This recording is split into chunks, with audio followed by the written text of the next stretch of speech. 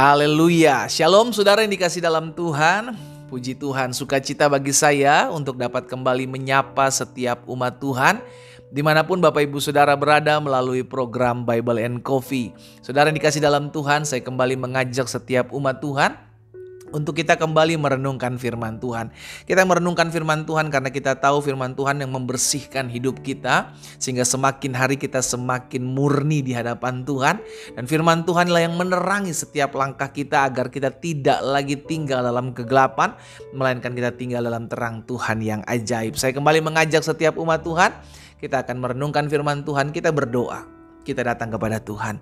Bapak, terima kasih buat kasih karunia Tuhan. Terima kasih buat anugerah setiap kemurahan Tuhan, kebaikan Tuhan yang berlimpah-limpah dalam kehidupan kami. Kami bersyukur karena kembali hari ini kami akan mendengarkan sebagian daripada firman-Mu. Hamba berdoa biarlah firman yang hari ini kami dengar mendapatkan tempat di hati kami, sehingga terus semakin hari kami semakin hidup berkenan kepada Tuhan. Sampaikan sesuatu bagi masing-masing kami ya Roh Kudus. Di dalam nama Tuhan Yesus Kristus kami berdoa. Haleluya. Amin, amin. Puji Tuhan. Nah saudara yang dikasih dalam Tuhan, dalam 1 Petrus pasalnya yang pertama, 1 Petrus pasal yang pertama ayat 6 dan ayat yang ke-7. 1 Petrus pasal yang pertama ayat 6 dan ayat 7. Petrus bilang begini kepada umat Tuhan. Bergembiralah akan hal itu, sekalipun sekarang ini kamu seketika harus berduka cita oleh berbagai-bagai pencobaan. Saudara dikasih dalam Tuhan, dalam kita mengiring Tuhan, betul kita disertai Tuhan, betul kita ditolong Tuhan, betul kita diberkati Tuhan. Tetapi kita tidak bisa memungkiri bahwa ada kalanya Tuhan memurnikan kita. Ada kalanya Tuhan izinkan kita masuk dalam berbagai-bagai pergumulan hidup. Tujuannya jelas di ayat 7 dikatakan oleh Petrus, maksud semuanya itu baik pencobaan, masalah, pergumulan, ya kan, orang-orang yang mungkin akan merancangkan yang jahat dalam hidup kita, tujuannya adalah untuk membuktikan kemurnian imanmu yang jauh lebih tinggi nilainya daripada emas yang fana, yang diuji kemurniannya dengan api, sehingga kamu memperoleh puji-pujian dan kemuliaan dan kehormatan pada hari Yesus Kristus menyatakan dirinya. Jadi Petrus mengingatkan kepada jemaat Tuhan pada saat itu, saudara dikasih dalam Tuhan, dalam kita mengiring Tuhan, dalam kita mengikut Tuhan, tidak serta-merta semua berjalan dengan mulus. Ada kalanya badai kehidupan itu ada. Ada kalanya orang-orang yang berusaha menghancurkan hidup kita, berusaha mengecewakan kita, berusaha mengkhianati kita. Itu ada dalam hidup kita. Ada duka cita yang memang Tuhan izinkan dalam kehidupan kita mengiring Tuhan. Tetapi semuanya itu ada maksud Tuhan. Sama-sama bilang sama saya, ada maksud Tuhan. Tujuannya sederhana, maksudnya adalah untuk membuktikan kemurnian iman kita. Jadi iman setiap anak-anak Tuhan itu harus dimurnikan, saudara. Kenapa harus dimurnikan? Agar imannya benar di hadapan Tuhan. Jangan sampai kita salah beriman. Gitu. Bagaimana salah beriman? Kita beriman kepada Kristus untuk mendapatkan berkat. Saudara yang dikasih dalam Tuhan, ikut Yesus tidak usah bicara tentang berkat. Kita percaya berkat akan mengikut kita. Katakan amin. Tetapi kalau fokus kita kepada berkat, izinkan saya mengajak setiap kita untuk sadar diri bahwa ketika Tuhan memproses hidup kita, ketika Tuhan menguji iman kita dengan kesusahan, dengan penderitaan, dengan pengkhianatan, nanti kita akan kecewa. Kenapa? Karena iman kita hanya kepada berkatnya Tuhan, bukan kepada pemurnian, bukan kepada pendidikannya Tuhan untuk mendewasakan kita. Itu sebabnya kenapa iman kita perlu dimurnikan. Melalui apa? Melalui pencobaan, melalui masalah, melalui pergumulan hidup, melalui segala macam kesusahan. Makanya ikut Yesus itu balance, saudara.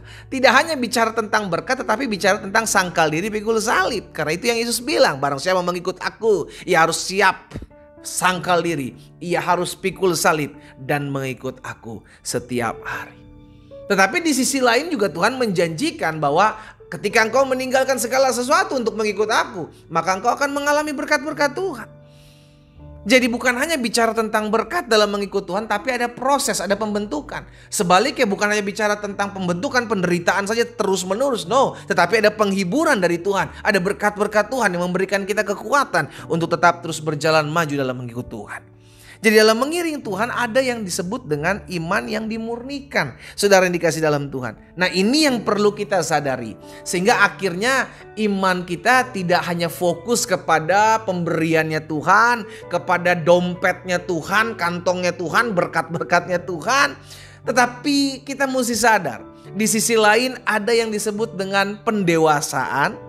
Di sisi lain ada yang disebut dengan pendidikan ilahi, di mana kita dibentuk, diproses, dimurnikan. Karena biar bagaimanapun di akhir zaman ini setiap orang yang mengikut Tuhan dimurnikan, saudara yang dikasih dalam Tuhan. Dan itu tercatat dalam Daniel pasal 12 ayat yang ke-10. Firman Tuhan katakan begini, banyak orang akan disucikan dan dimurnikan dan diuji. Disucikan, dimurnikan dan diuji. Itu anak-anak Tuhan akan mengalami hal tersebut.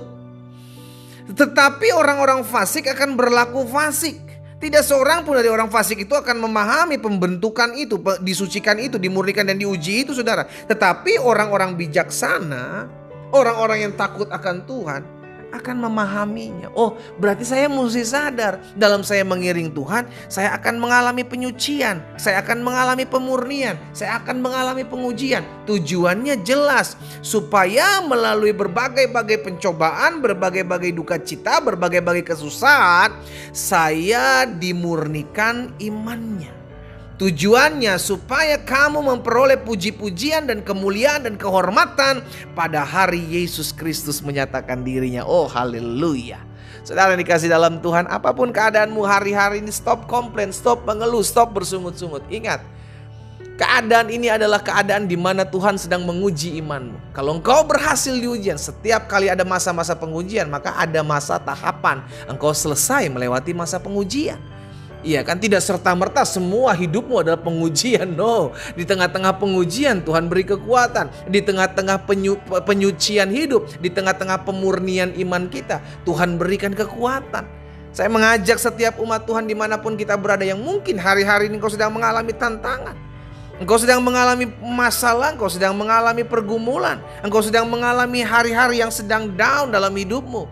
Ingatlah, mungkin kau sedang masuk dalam tahap penyucian Tuhan, tahap pemurnian Tuhan, di mana engkau harus selalu bergantung kepada Tuhan. Engkau harus selalu melekat kepada Tuhan, karena akan datang waktunya ketika masa penyucian, masa pemurnian itu, masa disucikan itu engkau melewatinya, maka engkau akan memperoleh puji-pujian dan kemuliaan dan kehormatan pada hari Yesus Kristus menyatakan dirinya.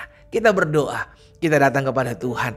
Bapa, dalam nama Yesus, kami mengucap syukur buat kasih setia Tuhan, buat anugerah Tuhan yang selalu menopang kehidupan kami.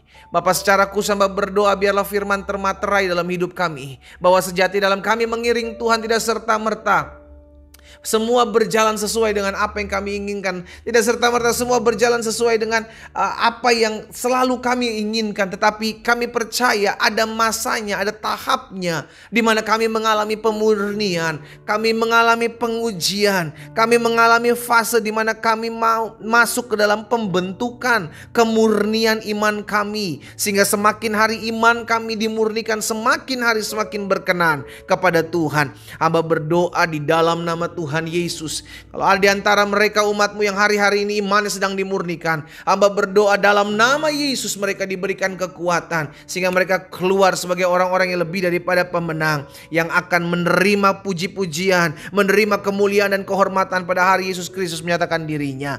Terima kasih Bapa yang baik. Hamba berdoa juga hari ini buat mereka yang sakit, karena hamba percaya ada tertulis, disampaikan firman, disembuhkan setiap mereka. Tergenapi firman-Mu hari ini buat setiap kami yang sakit, dijamah dan disembuhkan Tuhan dalam nama Yesus. Dan oleh bilur-bilur Yesus mereka yang sakit sudah dijamah dan disembuhkan Tuhan. Kami terima dengan iman.